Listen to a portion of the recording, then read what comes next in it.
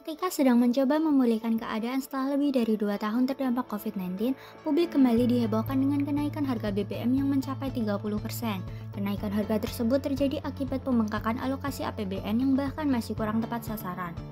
Walaupun pemerintah telah menetapkan dasar hukum terkait, praktik penyaluran BBM bersubsidi masih memiliki kekurangan yang perlu terus diperbaiki. Hingga saat ini, teknologi terbaru yang menggunakan kode QR My Pertamina masih memungkinkan adanya kecurangan karena mudahnya akses untuk berbagi kode QR.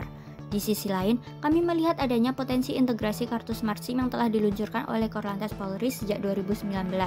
Oleh karena itu, perkenalkan kami dari tim PKMKC Institut Teknologi 10 November yang diketuai oleh Tiara Asasadida dan didukung oleh 4 anggota lainnya. Kami memberikan inovasi sistem berbasis Internet of Things yang mampu membantu pengawasan praktik penyaluran BBM bersubsidi. Prototipe sistem kami mengintegrasikan kartu Smart SIM, perangkat pada SPBU, aplikasi mobile untuk pengguna, serta website monitor untuk lembaga terkait. Tahap pelaksanaan program ini dimulai dari studi literatur, rancangan desain prototipe, pembuatan prototipe, pengujian dan evaluasi, serta penyusunan laporan. Adapun pengerjaan prototipe sistem terbagi atas perangkat pada SPBU, server pengelolaan database, aplikasi mobile, dan website monitor. Masing-masing bagian tersebut dikerjakan secara paralel oleh seluruh anggota tim. Desain perangkat pada SPBU meliputi desain mekanis dan skematik untuk modul transaksi dan modul simulasi pompa SPBU. Pengerjaan tiap modul dilakukan dengan memeriksa kinerja tiap komponen, konstruksi casing, wiring komponen, penyusunan kode, dan eksekusi kode. Setelah masing-masing modul dapat bekerja dengan baik, kedua modul tersebut diintegrasikan menggunakan kabel Twisted Pair melalui protokol komunikasi nirkabel I2C. Desain server pengelolaan database dilakukan dengan memperkirakan entitas data yang diperlukan seperti data user, KTP, SIM, STNK, PKB, SPBU, hingga jenis BBM yang tersedia. Kami juga membuat data dummy untuk riwayat transaksi dan penggunaan subsidi. Pada implementasi arsitektur server, digunakan beberapa layanan Google Cloud seperti Cloud Run, Cloud SQL, dan Cloud Storage.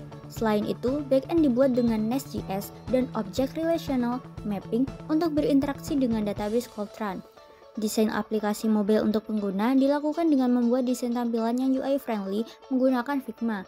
Pada implementasinya, dibuat aplikasi yang bekerja pada Android menggunakan React Native, Tailwind CSS, dan Expo.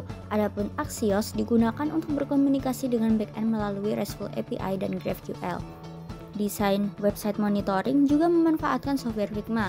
Adapun untuk pengembangan website secara front-end menggunakan Vue.js, Tailwind CSS, Axios, dan Pinia. Sedangkan back-end menggunakan RESTful API dan GraphQL. Selanjutnya, dilakukan integrasi seluruh bagian tersebut dalam menciptakan prototipe sistem ini. Setelah melakukan pengerjaan dari desain hingga integrasi, kami telah melakukan pengujian terhadap kinerja prototipe yang dibuat.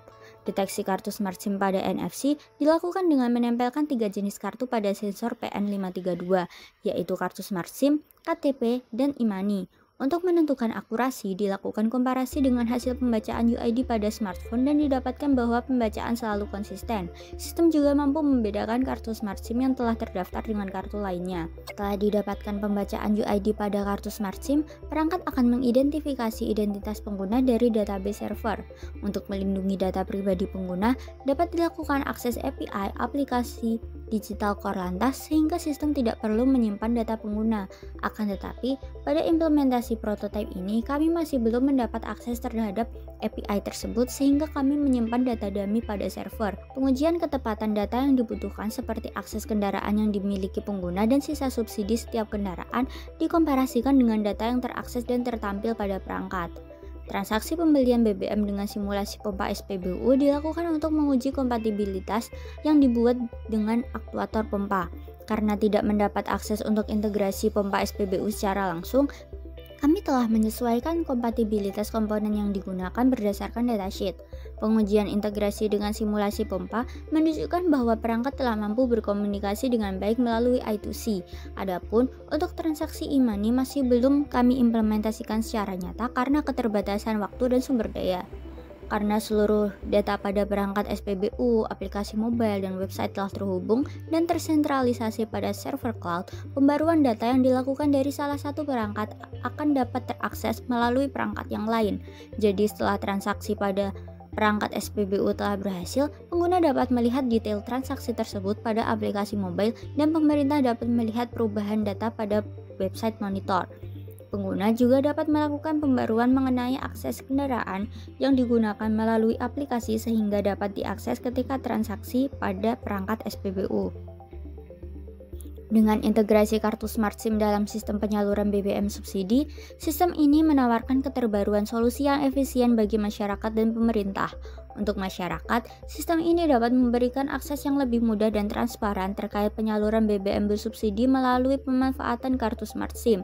Untuk pemerintah, sistem ini dapat membantu mengelola dan mengawasi alokasi subsidi BBM melalui website yang terintegrasi secara Internet of Things. Dengan perkembangan big data yang masif, pengolahan data dapat dilakukan untuk mendapat insight mengenai tingkat ketepatan penyerapan BBM bersubsidi, rasio penyerapan BBM bersubsidi pada setiap wilayah, hingga forecast alokasi subsidi yang dibutuhkan.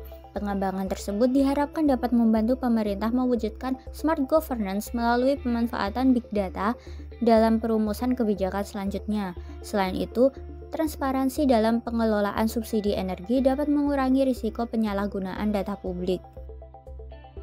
Sekian dan terima kasih.